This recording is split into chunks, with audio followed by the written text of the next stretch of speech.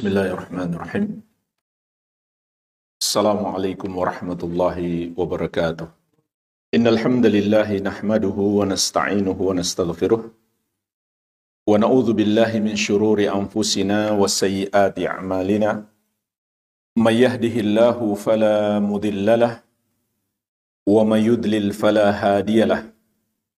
Asyhadu an la ilaha illallah wahdahu la syarikalah wa ashhadu anna Muhammadan abduhu wa rasuluh sallallahu alaihi wa ala alihi wa sahabatihi ajma'in wa man tabi'ahum bi ihsanin ila yaumiddin, amma ba'd.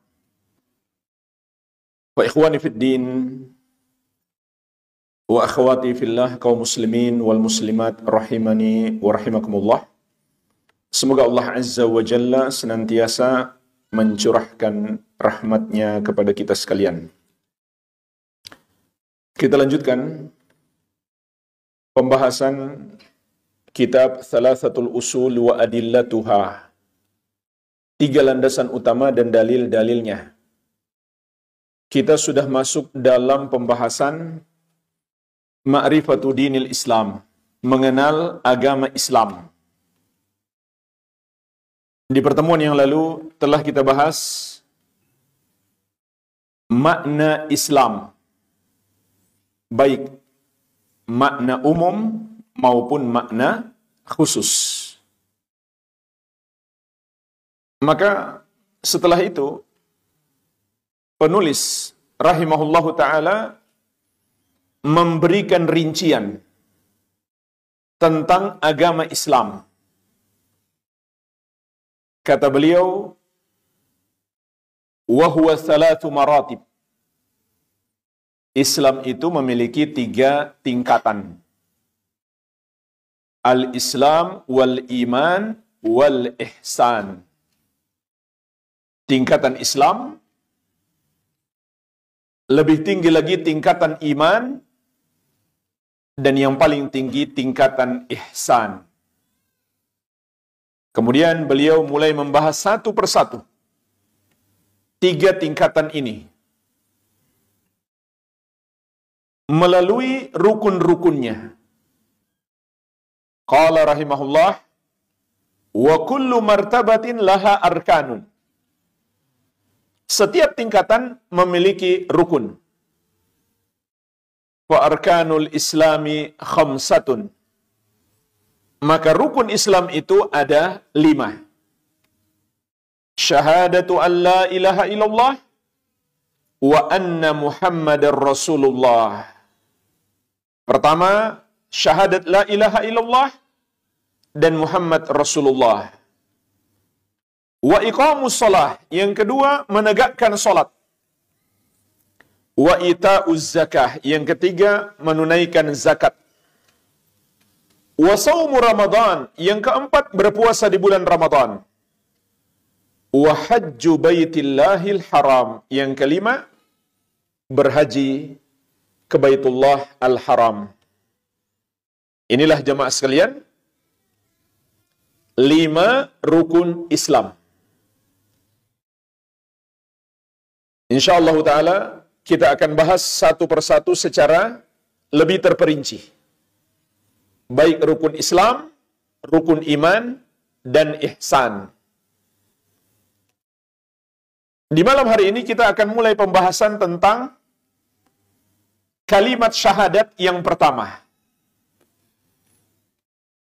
yaitu syahadat la ilaha illallah. Sebab rukun Islam yang pertama terdiri dari 2 kalimat. Yang kita bahas malam ini adalah kalimat yang pertama. Kalimat syahadat la ilaha illallah. Apa artinya syahadat, jamaah sekalian? Secara bahasa, orang yang bersyahadat itu artinya ayyukhbira bima ra'a wa an yukirra bima alima. Dia mengabarkan apa yang dia lihat dan dia meyakini apa yang dia ketahui. Adapun secara istilah, Lebih dalam lagi maknanya. Al-Allamah Abdurrahman bin Hasan rahimahullahu ta'ala menjelaskan, man syahida an la ilaha illallah, orang yang bersyahadat la ilaha illallah, artinya adalah ay man takallama biha arifan li maknaha amilan bi muqtadaha batinan wa zahiran. Dia mengucapkannya dalam keadaan dia mengetahui maknanya, serta dia amalkan konsekuensinya, baik secara batin maupun zahir. Ini makna syariat orang yang bersyahadat. Bukan sekedar dia mengucapkan la ilaha illallah, tapi takallama biha arifan maknaha. Dia ucapkan dalam keadaan dia mengetahui maknanya. Amilan bimuqtadaha, serta dia amalkan konsekuensinya, batinan wa zahiran, baik secara batin maupun secara zahir. Dari penjelasan beliau, sesuatu itu disebut syahadat apabila terkumpul padanya 4 hal.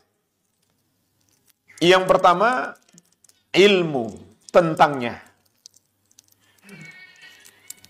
Yang kedua, dia ucapkan. Yang ketiga, dia yakini kebenarannya. Yang keempat, dia amalkan dengan anggota tubuhnya. Inilah yang disebut dengan syahadat secara syariat. Sampai kata beliau, amman nutqu biha min ghairi ma'rifatin li ma'naha wala yakinin wala amalin bima taqtadihi. Adapun sekedar mengucapkannya tanpa mengetahui artinya, tanpa mengerti maknanya, serta tanpa diyakini kebenarannya, dan tanpa diamalkan konsekuensinya, minal bara'ati minasyirki wa ikhlasil qaul wal amal, qaulil qalbi wal lisani wa amalil qalbi wal jawari, yaitu konsekuensinya berlepas diri dari kesyirikan, serta memurnikan semua ibadah, baik ucapan maupun perbuatan. Apakah itu ucapan hati dan lisan, maupun amalan hati dan anggota tubuh, faghairu nafi'in bil ijma'. Maka itu tidak bermanfaat berdasarkan ijma' kesepakatan ulama. Jadi mengucapkan saja tanpa diketahui artinya, begitu pula tanpa diyakini kebenarannya, atau tanpa diamalkan konsekuensinya, maka kata beliau, ghairu nafi'in bil ijma'. Tidak bermanfaat berdasarkan kesepakatan ulama. Tidak ada perbedaan pendapat. Biarpun setiap hari dia ucapkan kalimat ini 1000 kali. Dia berzikir mengucapkan la ilaha illallah, tapi dia nggak tahu artinya, nggak ada gunanya. Atau dia tidak meyakini kebenarannya, nggak ada gunanya. Atau dia tidak amalkan konsekuensinya, tidak ada gunanya. Misalkan dia ucapkan kalimat ini setiap hari 1000 kali, tapi dia masih berdoa kepada selain Allah. Dia masih menyembelih untuk selain Allah. Atau dia masih membenarkan penyembahan kepada selain Allah. Maka tidak bermanfaat kalimat la ilaha illallah yang dia ucapkan. Itu sepakat ulama. Tidak ada perbedaan pendapat. Apalagi kalau niatnya mengucapkan la ilaha illallah sebanyak-banyaknya, memang bukan untuk berzikir. Tapi untuk apa? Untuk mendapatkan ilmu kesaktian. Diamalkan la ilaha illallah setiap hari 1000 kali, sampai 40 hari berturut-turut. Kalau bolong 1 hari, mulai lagi dari awal. Setelah itu, hasilnya apa? Kebal senjata tajam. Punya tenaga dalam. Atau punya ilmu meringankan tubuh. Atau bisa menghilang. Maka ini semuanya adalah permainan setan. Ini adalah sihir dan perdukunan. Kenapa? Setan mau membantu dia. Sehingga punya kesaktian. Karena niatnya saja sudah salah. Dia bukan ibadah. Begitu pula caranya salah. Dari mana penentuan zikir setiap hari la ilaha illallah 1000 kali? Tidak ada dalilnya. Begitu pula dari mana penentuan dibaca selama 40 hari? Tidak ada dalilnya. Dan yang paling penting adalah karena dia tidak meyakini kebenarannya dan tidak mengamalkan konsekuensinya, bahkan tidak paham maknanya. Makanya setan datang membantunya agar dia merasa ini ilmu yang benar, ini mereka sebut ilmu putih, karena bacaannya adalah zikir, padahal itu hanyalah tipu daya setan untuk menjerumuskan manusia dalam kesyirikan. Karena kalau perdukunan yang biasa-biasa saja, itu banyak orang sudah paham, ini syirik. Makanya perlu dihiasi dengan zikir-zikir supaya orang tertipu. Kemudian jamaah sekalian, secara bahasa, makna la ilaha illallah, para ulama menjelaskan, huruf lam alif, itu adalah nafiyatun lil jins, untuk menafikan jenis. Maksudnya apa? Menafikan semua bentuk. Dan la itu dalam la ilaha illallah min akhawati innah. Dia termasuk saudara-saudarinya innah. Apa fungsi innah? Tansibul isim wa tarfa'ul khabar. Menasab isim dan merafa khabar. Isimnya apa? Ilah. Oleh karena itu dibaca ilaha. Karena lam alif sebelumnya sama dengan innah. Jadi jangan kita baca la ilahu atau la ilahi. Melainkan la ilaha. Lalu pertanyaannya, khobarnya mana? Para ulama mengatakan, khobarnya mahdzuf. Sengaja dihilangkan. Kenapa? Karena sudah dimaklumi di dalam bahasa Arab. Dan khobarnya mesti rafa. Lalu apa khobarnya? Fakun. Sehingga secara bahasa, la ilaha illallah adalah la ilaha haqqun illallah. Jadi ada kalimat haqqun yang dihilangkan. Kenapa dihilangkan? Karena ini sudah masyhur. Sebagaimana kata Ibnu Malik dalam Alfiyah beliau, wa sya'a fi dzal bab isqatul khabar idzal muradu ma'a suqutihi dhahar. Telah masyhur pada bab ini adanya isqatul khabar, penghilangan khabar. Idzal muradu ma'a suqutihi dhahar. Apabila dengan hilangnya khabar maknanya sudah jelas. Oleh karenanya, kalau kita baca secara lengkap dengan kata yang dihilangkan, la ilaha illallah adalah la ilaha haqqun illallah. Ilaha adalah ma'bud, sesembahan. Berarti tafsir la ilaha illallah adalah la ma'budah haqqun illallah. Tidak ada yang berhak disembah kecuali Allah. Kalau kita mengikuti teks saja, tanpa mengikuti makna bahasanya yang sebenarnya, begitu pula makna syariatnya, kita bisa salah dalam memahami la ilaha illallah. Seperti kalau kita terjemahkan, tiada Tuhan selain Allah, atau tiada sesembahan selain Allah. Ini terjemahan yang tidak tepat dan penafsiran yang tidak tepat. Kenapa tidak tepat? Minimalnya dua alasan. Alasan yang pertama, menyelisihi kenyataan. Yang disembah manusia selain Allah, ada atau tidak? Ada, banyak.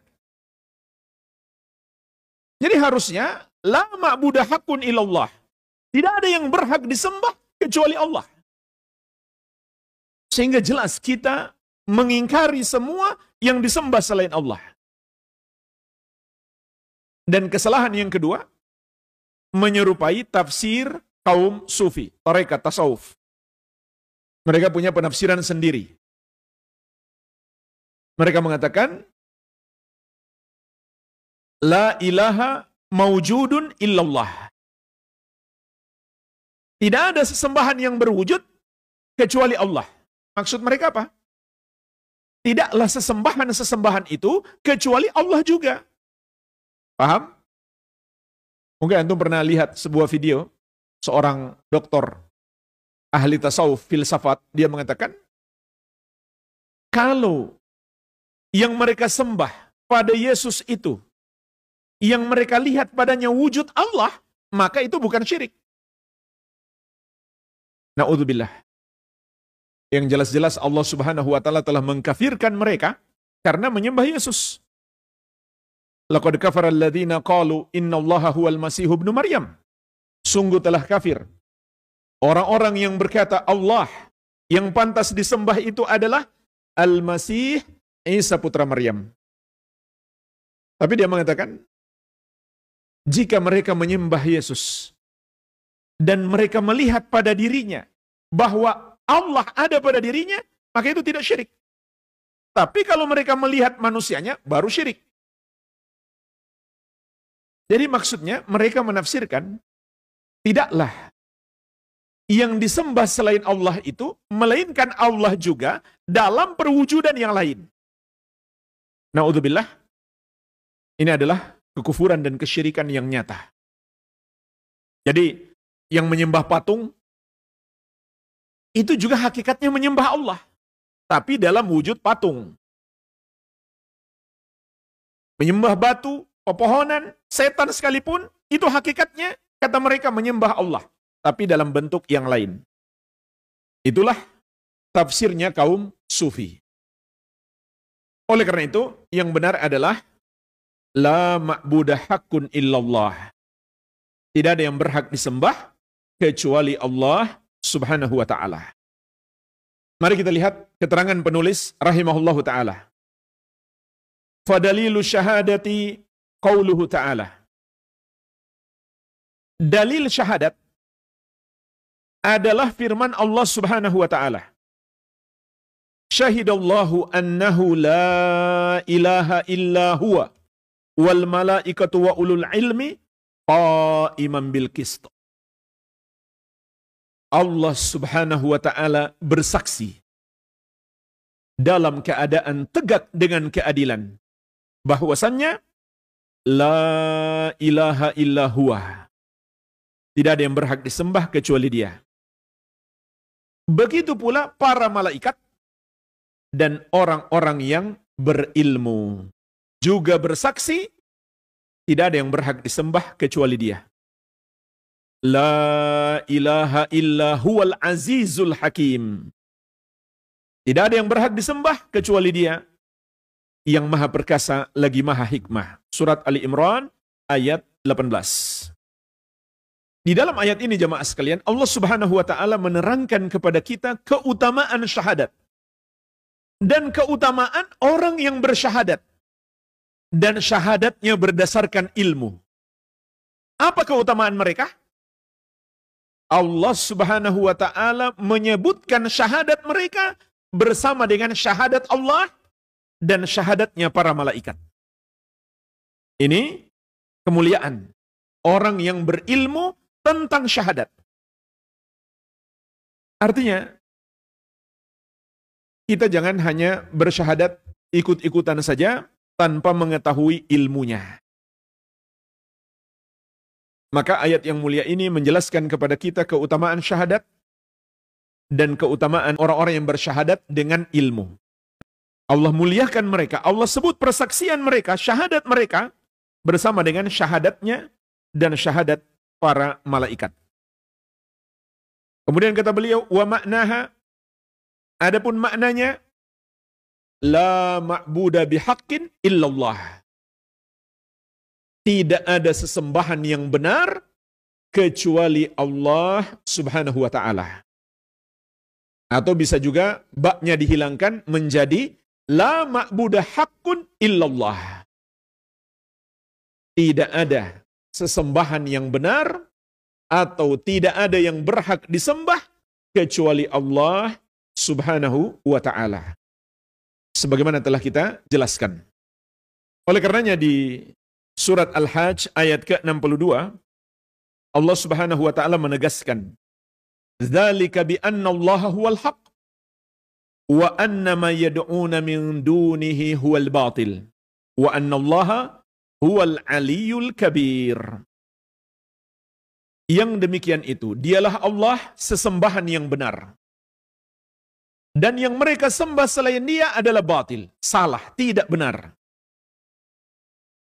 Dan bahwasanya Allah dialah yang maha tinggi lagi maha besar. Makna ayat ini menegaskan penafsiran yang terkandung di dalam la ilaha illallah, yaitu la ma'buda haqqun illallah. Kenapa harus ditafsirkan seperti itu? Penulis rahimahullah menjelaskan, karena la ilaha illallah terdiri dari dua bagian. Dan di dalam dua bagian ini terkandung dua rukunnya. Bagian yang pertama, la ilaha. Kata penulis rahimahullah, maknanya adalah nafian jami'a ma yu'badu min dunillah. Penafikan atau pengingkaran, yaitu kita ingkari, kita salahkan semua yang disembah selain Allah Subhanahu wa Ta'ala. Sebagian saya lihat menerjemahkan dengan peniadaan. Apa maksudnya peniadaan? Kalau maksudnya peniadaan sesembahan selain Allah dalam arti mereka tidak ada, maka itu menyelisihi kenyataan. Tapi kalau peniadaan hak mereka, maka betul. Lebih bagus kita katakan, mengingkari dan menyalahkan semua yang disembah selain Allah. Itu yang terkandung di dalam la ilaha. Di dalamnya terkandung rukun an-nafyu, penafikan atau pengingkaran. Bagian yang kedua, illallah. Terkandung di dalamnya al-itsbat, penetapan. Maksudnya, kata beliau rahimahullah, musbitan al-ibadata lillahi wahda la syarikala fi ibadatihi. Penetapan ibadah hanya untuk Allah yang satu saja. Tidak ada sekutu baginya dalam ibadah kepadanya. Kama annahu la syarikalahu fi mulkih. Sebagaimana tidak ada sekutu baginya di dalam kekuasaannya. Hanya dia yang maha kuasa. Hanya dia yang maha tinggi lagi maha besar. Maka hanya dia yang pantas untuk disembah.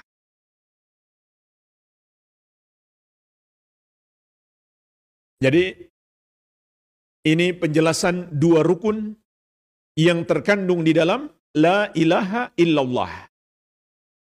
Bagaimana cara mengamalkan dua rukun ini? Ada dua cara. Yang pertama dengan hati. Yaitu kita memiliki keyakinan pengingkaran dan pembenaran. Kita ingkari semua yang disembah selain Allah, dan kita benarkan hanya Allah yang berhak disembah. Oleh karenanya jemaah sekalian, tatkala seseorang membenarkan atau tidak menyalahkan orang yang menyembah kepada selain Allah, maka Islamnya batal. Kenapa? Karena kalau begitu dia tidak yakin lagi kepada La ilaha illallah. Kalau ada seorang muslim yang mengatakan, sudahlah, gak usah saling menyalahkan. Hormati keyakinan mereka, menuhankan selain Allah. Maka si muslim ini, Islamnya batal. Dia bukan muslim lagi. Dan ucapan-ucapan seperti itu hanya permainan kata-kata. Ucapan manis, tapi hakikatnya racun. Saling menghormati, jangan saling menyalahkan. Kenapa enggak ucapkan seperti itu juga kepada koruptor? Walaupun dia korupsi, kita harus hargai. Dia sudah berusaha kan? Jangan disalahkan. Ada nggak orang berkata seperti itu? Tidak ada. Semua orang menyalahkan perbuatan dia. Tidak ada yang mengatakan, itu kan hak dia, pilihan dia. Harus kita hargai dong pilihannya. Nggak ada yang berkata seperti itu. Semua menyalahkan. Maka jemaah sekalian, menyembah kepada selain Allah, itu dosanya lebih besar daripada korupsi. Bagi orang yang belajar agama, dia paham. Tapi orang yang tidak belajar agama, seakan-akan korupsi itulah dosa terbesar. Padahal mungkin dia kalau dikasih jabatan juga korupsi juga. Korupsi dosa besar, wajib kita benci. Tapi menyembah kepada selain Allah, dosa yang lebih besar. Dosa kesyirikan dan kekufuran. Yang Allah tidak akan ampuni pelakunya apabila dia mati sebelum bertobat. Yang menghapuskan seluruh amalannya. Yang membatalkan Islamnya. Dan mengekalkannya di neraka. Apabila dia menghadap Allah, membawa dosa syirik. Jadi ini pengamalan yang pertama. Dengan keyakinan hati. Pengamalan yang kedua. Dengan seluruh anggota tubuh. Maksudnya gimana? Seluruh ibadah kita hanya kita persembahkan untuk Allah Subhanahu wa Ta'ala yang satu saja. Tidak sedikit pun kita persembahkan kepada selain Allah. Apakah solat kita, haji kita, sembelihan kita, nazar kita, doa kita, tawakal kita, dan semua amal-amal ibadah, diantaranya 14 macam ibadah yang sudah kita bahas pada pembahasan ma'rifatullah, mengenal Allah Subhanahu wa Ta'ala. Semuanya kita peruntukkan hanya bagi Allah semata, tidak sedikit pun kita berikan kepada selainnya. Ini dua cara mengamalkan dua rukun, la ilaha illallah. Maka barang siapa yang mempersembahkan salah satu ibadahnya kepada selain Allah, dia telah berbuat syirik. Kemudian dalil tafsir tauhid, makna tauhid dan rukun tauhid. Kata penulis rahimahullah, wa tafsiruha alladhi yuwaddihuha qauluhu ta'ala. Tafsir kalimat la ilaha illallah yang menerangkan maknanya lebih detail adalah firman Allah Subhanahu wa Ta'ala. Beliau sebutkan di sini dua dalil. Dalil yang pertama, surat Az-Zukhruf, tentang ucapan Nabi Ibrahim alaihi salam. Allah Subhanahu wa Ta'ala berfirman, wa idh qala Ibrahimu li abihi wa qaumihi. Dan ingatlah ketika Ibrahim berkata kepada ayahnya dan kaumnya, innani bara'um mimma ta'budun. Sesungguhnya aku berlepas diri dari apa yang kalian sembah. Illalladzi fatarani, kecuali zat yang menciptakan aku. Fa innahu sayahdin, karena dia akan memberikan hidayah kepadaku. Lihat jemaah sekalian. Pada ucapan Nabi Ibrahim alaihissalam terdiri dari dua bagian. Pertama, beliau mengatakan, innani bara'um mimma ta'budun. Sesungguhnya aku berlepas diri dari apa yang kalian sembah. Artinya, aku salahkan perbuatan kalian. aku benci dan aku jauhi sesembahan kalian. Ini sama persis dengan makna la ilaha. Kemudian ucapan beliau yang kedua, illalladzi fatarani, kecuali zat yang menciptakan aku. Sama persis dengan illallah, kecuali Allah. Di dalamnya terkandung al-itsbat, penetapan dan keimanan bahwa hanya Allah yang berhak disembah. Kemudian kata Allah Subhanahu wa taala, wa ja'alaha kalimatan baqiyatan fi aqibihi la'allahum yarji'un, dan Ibrahim menjadikannya sebagai kalimat yang tetap pada keturunannya agar mereka selalu kembali kepadanya. Yang dimaksud dengan kalimat yang tetap adalah la ilaha illallah, sebagaimana disebutkan para ulama ahli tafsir.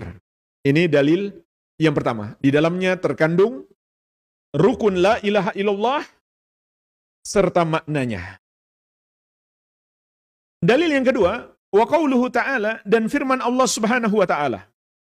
Kul, katakan wahai Muhammad, ya ahlal kitabi ta'alau ila kalimatin sawa'im bainana wa bainakum. Wahai ahlul kitab, kemarilah kalian kepada satu kalimat yang sama antara kami dan kalian.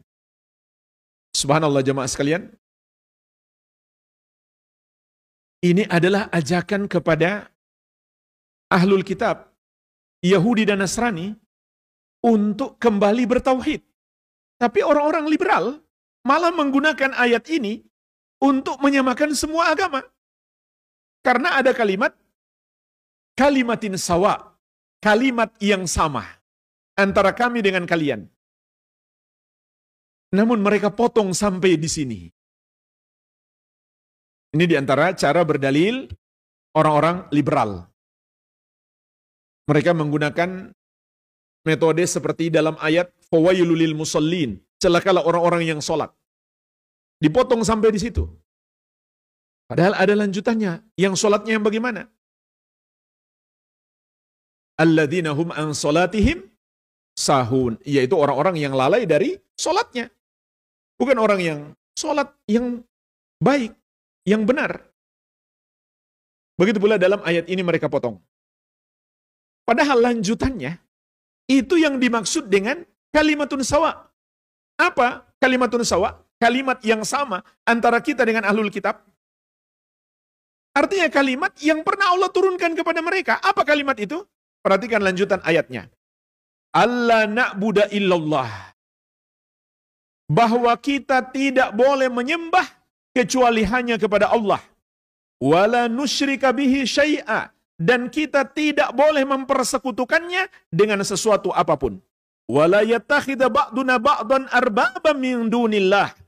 Dan tidak boleh sebagian kita menjadikan sebagian yang lainnya sebagai Tuhan-Tuhan yang disembah selain Allah Subhanahu wa ta'ala. Artinya kalian jangan menyembah Yesus, kalian jangan menyembah Bunda Maria, kalian jangan menyembah Uzair.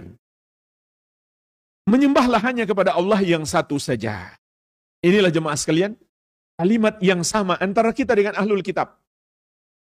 Sayangnya kalimat ini tidak lagi mereka jaga. Oleh karena itu, tugas siapa lagi mengingatkan mereka? Kalau bukan tugas kita. Karena di antara keistimewaan umat Nabi Muhammad SAW adalah melanjutkan tugas beliau.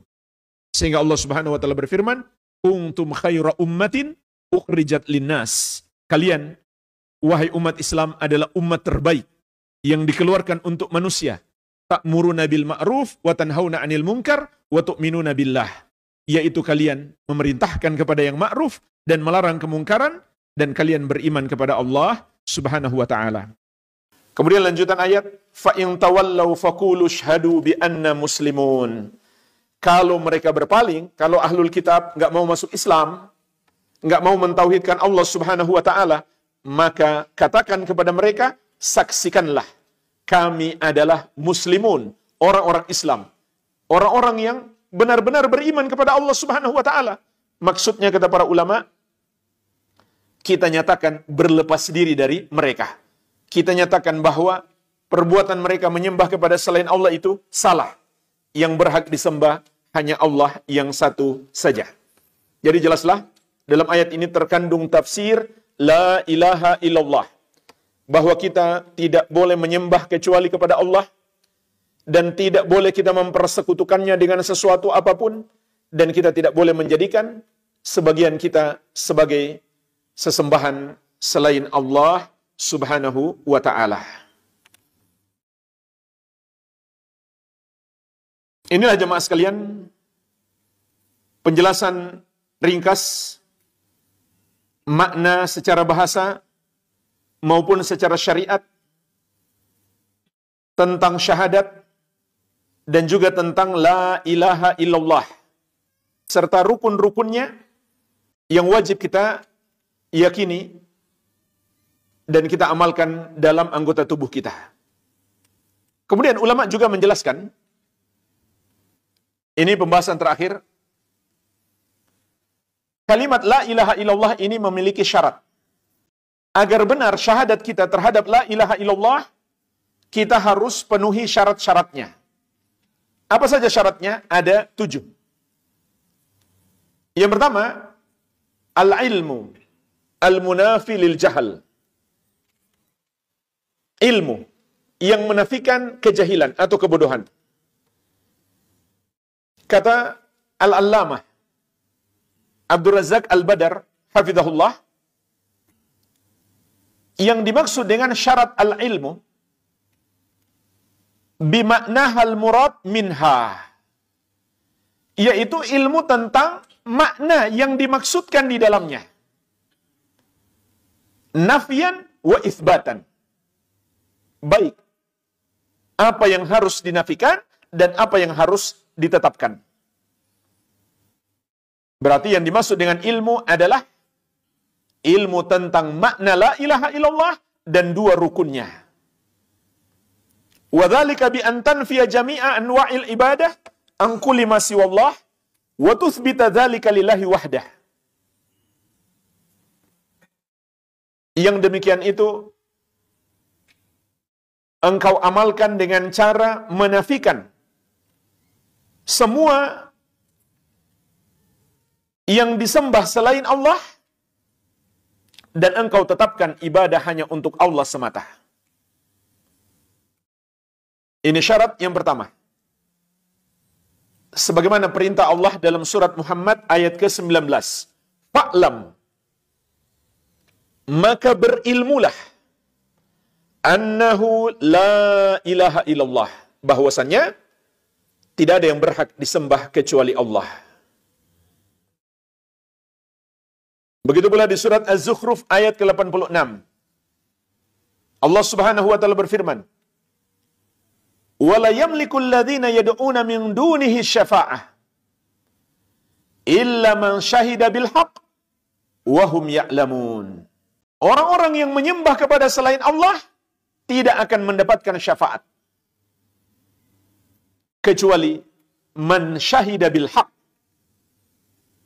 barang siapa yang bersaksi terhadap kebenaran. Kebenaran yang dimaksud di sini adalah la ilaha illallah. Wa hum ya'lamun, dalam keadaan mereka mengetahui. Mereka itulah yang akan mendapatkan syafaat. Dalam hadis yang diriwayatkan Imam Muslim dari sahabat yang mulia Utsman bin Affan radhiyallahu anhu, Rasulullah sallallahu alaihi wasallam bersabda, "Man mata wa huwa ya'lamu annahu la ilaha illallah dakhalal jannah." Barang siapa mati dalam keadaan dia memiliki ilmu bahwasannya la ilaha illallah, tidak ada yang berhak disembah kecuali Allah, maka pasti dia masuk surga. Syarat yang kedua, al-yakin al-munafi lisyak, keyakinan yang menafikan keraguan. Al-Allamah Abdul Razak Al-Badar hafizahullah menjelaskan makna syarat ini adalah an yakuna mukinan bihadhil kalimah yakinan jaziman la syakka fihi wala raib. Seorang yang mengucapkan la ilaha illallah dalam keadaan dia yakin terhadap kalimat ini dengan keyakinan yang pasti, yang kuat, yang sedikit pun tidak mengandung keraguan padanya. Sebagaimana dalam surat Al-Hujurat ayat ke-15, Allah Subhanahu wa taala berfirman, "Innamal mu'minuna alladzina amanu billahi wa rasulih, tsumma lam yartabu." Sesungguhnya orang-orang yang beriman adalah yang beriman kepada Allah dan Rasulnya, kemudian mereka tidak ragu-ragu. Oleh karenanya jemaah sekalian, keraguan itu juga termasuk kekufuran. Karena iman itu adalah keyakinan. Jadi kalau kita masih ragu, hanya Allah yang berhak disembah, maka kita belum beriman. Atau kalau tadinya seseorang sudah beriman, lalu dia ragu, maka imannya batal. Dalam hadis yang diriwayatkan Imam Muslim dari sahabat yang mulia Abu Hurairah radhiyallahu anhu, Rasulullah sallallahu alaihi wasallam bersabda, "Asyhadu an la ilaha illallah wa anni Rasulullah." Aku bersaksi, tidak ada yang berhak disembah kecuali Allah dan aku adalah utusan Allah. La yalqallaha bihima abdun ghaira syaqin fihima illa dakhalal jannah. Tidaklah seorang hamba berjumpa dengan Allah tanpa ada keraguan terhadap dua syahadat ini, kecuali dia pasti masuk surga. Syarat yang ketiga adalah al-ikhlas al-munafi lisyirki war-riya. Ikhlas yang menafikan syirik dan riya. Kata Al-Allamah Abdul Razzaq Al-Badar hafizahullah, wa dzalika bi tasfiyatil amal min jami'i syawa'ib syirki adh-dhahirah wal khafiyah. Yaitu kita murnikan amalan kita dari semua noda-noda kesyirikan yang zahir maupun yang tersembunyi, yang ada di dalam hati kita. Wa dzalika bi ikhlasin niyyah fi jami'il ibadat lillahi wahdah. Dan dengan memurnikan niat dalam semua ibadah hanya untuk Allah yang satu saja. Ini yang dimaksud dengan ikhlas. Jadi kesimpulannya, ikhlas itu memiliki dua cakupan. Cakupan yang pertama, kita jauhi dosa syirik besar, seperti mempersembahkan ibadah kepada selain Allah. Cakupan yang kedua, kita jauhi dosa syirik kecil, yaitu riya. Ini hakikat ikhlas. Sebagaimana juga Allah sebutkan di surat Al-Bayyinah, "Wa ma umiru illa liya'budullaha mukhlishina lahuddina hunafa." Dan tidaklah mereka diperintahkan kecuali menyembah kepada Allah mukhlishina lahuddina, dengan mengikhlaskan agama hanya untuk Allah. Maksudnya memurnikan ibadah hanya untuk Allah semata. Hunafa, dalam keadaan mereka menjauhi syirik. Dalam hadis yang diriwayatkan Al-Bukhari dari sahabat yang mulia Abu Hurairah radhiyallahu anhu, Rasulullah sallallahu alaihi wasallam bersabda, "As'adun nasi bi syafaati yaumal qiyamah man qala la ilaha illallah khalisan min qalbih aw nafsih." Orang yang paling berbahagia dengan syafaatku kelak di hari kiamat adalah yang mengucapkan la ilaha illallah dengan ikhlas dari hatinya atau dari dirinya. Diriwayatkan Al-Bukhari dan Muslim dari Idban bin Malik radhiyallahu anhu, Rasulullah sallallahu alaihi wasallam bersabda, "Fa innallaha qad harrama 'alan nari man qala la ilaha illallah yabtaghi bidzalika wajhallah." Sesungguhnya Allah haramkan atas neraka untuk membakar orang yang mengucapkan la ilaha illallah yang dengan itu dia mencari wajah Allah Subhanahu wa taala. Jemaah sekalian, mencari wajah Allah adalah sebuah ungkapan untuk menggambarkan keikhlasan. Karena ikhlas itu, cakupan yang kedua adalah mengharap balasan semata dari Allah. Jadi cakupan yang pertama tadi, ikhlas adalah memurnikan ibadah hanya untuk Allah. Cakupan yang kedua, ikhlas adalah mengharapkan balasan semata dari Allah. Balasan apa? balasan surga tentunya, dan dijauhkan dari api neraka. Dan nikmat terbesar penghuni surga adalah melihat wajah Allah Subhanahu wa taala. Itulah sebabnya ikhlas diungkapkan dengan kalimat ibtigha'u wajhillah, mencari wajah Allah. Syarat yang keempat, al-qabul al-munafi lirad, menerima yang menafikan penolakan. Maksudnya, kata Al-Allamah Abdul Razak Al-Badar hafizahullah, fala budda min qabuli hadhil kalimah qabulan haqqan bil qalbi wal lisan. Harus kita menerima kalimat ini dengan penerimaan yang sebenar-benarnya, baik dengan hati maupun dengan lisan. Artinya, dalam hati kita tidak ada sedikit pun keberatan atau penolakan terhadap kalimat ini maupun maknanya dan konsekuensi yang terkandung pada dua rukunnya. Begitu pula pada lisan kita. Tidak ada kata-kata untuk menolak kalimat ini. Dan dua bentuk penolakan ini dilakukan oleh orang musyrik dahulu. Baik dengan hati maupun dengan lisan. Dengan hati mereka dan lisan mereka, diantaranya Allah sebutkan di surat As-Saffat ayat 35-36. Innahum kanu idza qila lahum la ilaha illallah yastakbirun. Sesungguhnya mereka, orang-orang musyrik di masa Nabi sallallahu alaihi wasallam, apabila dikatakan kepada mereka la ilaha illallah, tidak ada yang berhak disembah kecuali Allah, yastakbirun, mereka menyombongkan diri. Artinya mereka menolak dengan hati mereka.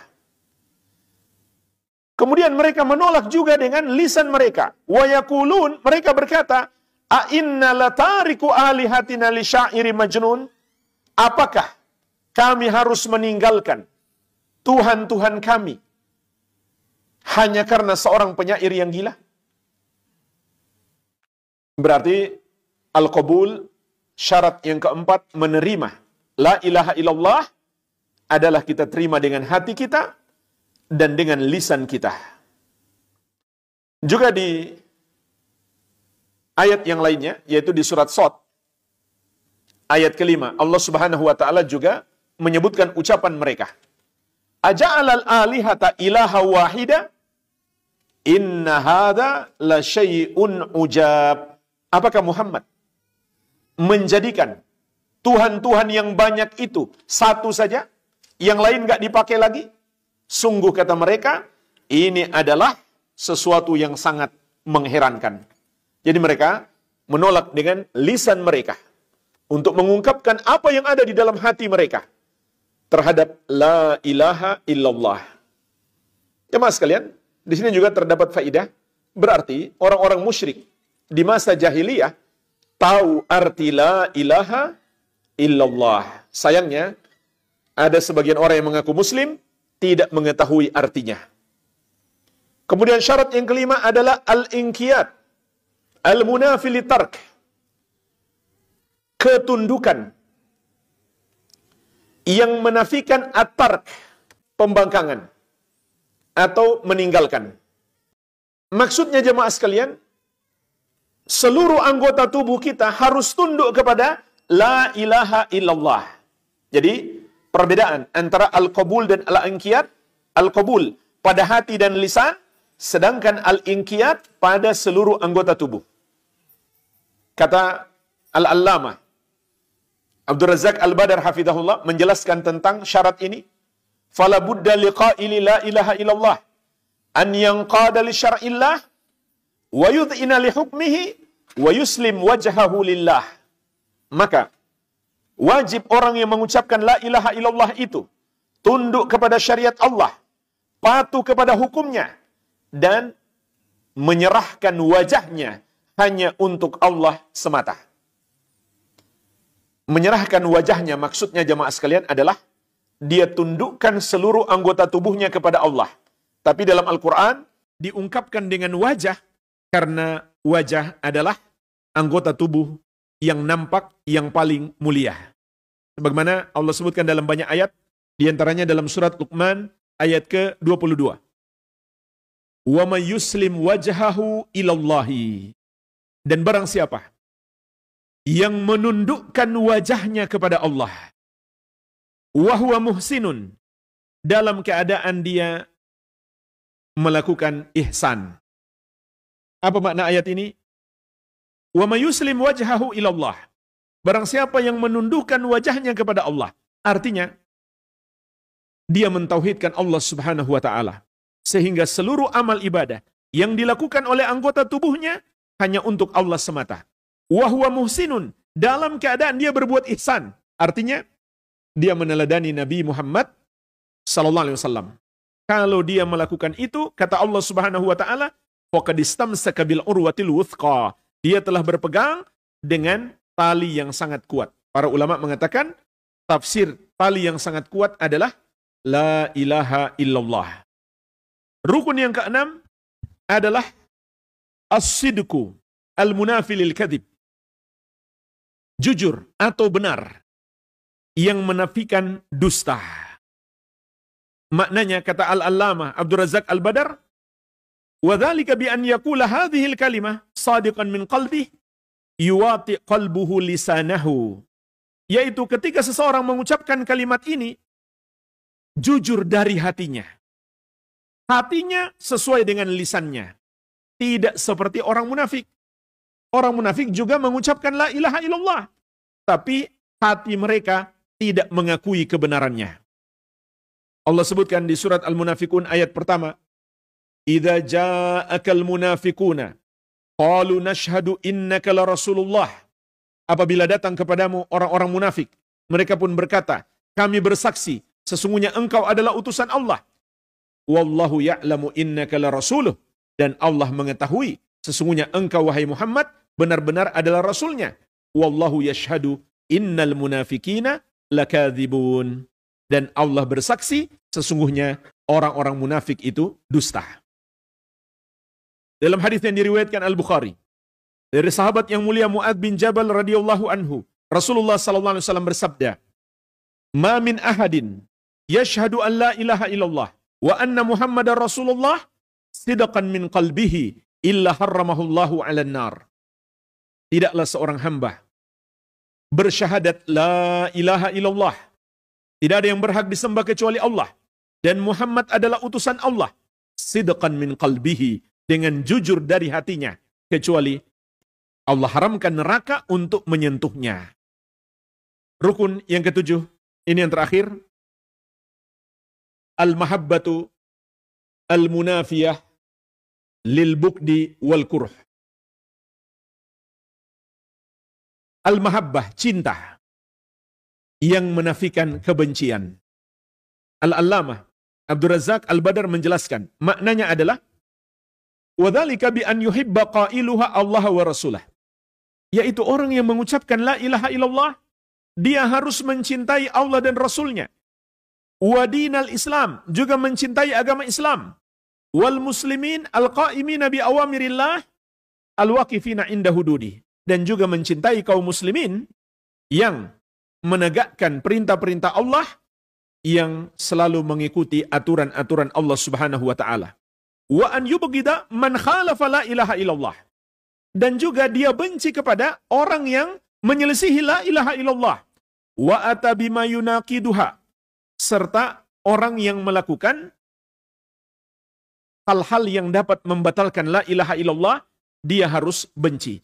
Min syirkin au kufrin, apakah itu dosa kesyirikan atau kekufuran. Au yunaqidu kamalaha, begitu pula dia harus membenci orang yang mengurangi kesempurnaan la ilaha illallah min bid'ain wa ma'asi, yaitu orang yang berbuat bid'ah atau maksiat. Jadi di sini Syekh Abdul Razak Al-Badar hafizahullah menjelaskan, syarat kita mengucapkan la ilaha illallah, kita mencintai Allah dan Rasulnya, begitu pula agamanya, agama Islam, dan kaum muslimin. Dan konsekuensinya adalah kita membenci yang menyelisihinya. Dan menyelisihinya itu ada dua tingkatan. Orang yang melakukan pembatal la ilaha illallah, dan orang yang mengurangi kesempurnaan la ilaha illallah. Maka dua-duanya harus kita benci. Tapi tingkat kebenciannya juga berbeda. Kalau yang melakukan pembatal la ilaha illallah, kita benci sepenuhnya. Tetapi yang mengurangi la ilaha illallah, kita benci sesuai dengan kemaksiatannya kepada Allah Subhanahu wa ta'ala. Dan dia pun masih punya hak untuk dicintai sesuai dengan ketakwaannya kepada Allah Subhanahu wa ta'ala. Amalan biqaulihi sallallahu alaihi wasallam, ini kata beliau sebagai pengamalan terhadap sabda Nabi sallallahu alaihi wasallam, "Awthaqu ural iman al-hubbu fillah wal bugdu fillah." Ikatan iman yang paling kuat adalah cinta karena Allah dan benci karena Allah. Wa mimma yadullu ala ishtiratil mahabbati fil iman qauluhu ta'ala. Dan di antara dalil yang menunjukkan adanya syarat cinta dalam keimanan adalah firman Allah Subhanahu wa taala dalam surat Al-Baqarah ayat 165. Wa minan nasi may yattakhidhu min dunillahi andada yuhibbunahum kahubbillah walladzina amanu asyaddu hubban lillah. Dan di antara manusia ada orang-orang yang menjadikan selain Allah sebagai tandingan-tandingan bagi Allah, yaitu mereka mencintai makhluk-makhluk tersebut seperti cinta mereka kepada Allah Subhanahu wa taala. Adapun orang-orang yang beriman lebih kuat cinta mereka kepada Allah Subhanahu wa taala daripada orang-orang musyrik itu. Inilah jemaah sekalian penjelasan ringkas 7 syarat la ilaha illallah. Walhamdulillah, semoga bermanfaat. Kita cukupkan dulu karena waktu sudah habis. Lebih dan kurangnya saya mohon maaf. Wabillahi taufik. Subhanakallahumma bihamdik. Asyhadu an la ilaha illa anta astaghfiruka wa atubu ilaik. Wa sallallahu ala nabiyina Muhammadin wa alihi wa sallam. Walhamdulillahi rabbil alamin. Wassalamualaikum warahmatullahi wabarakatuh.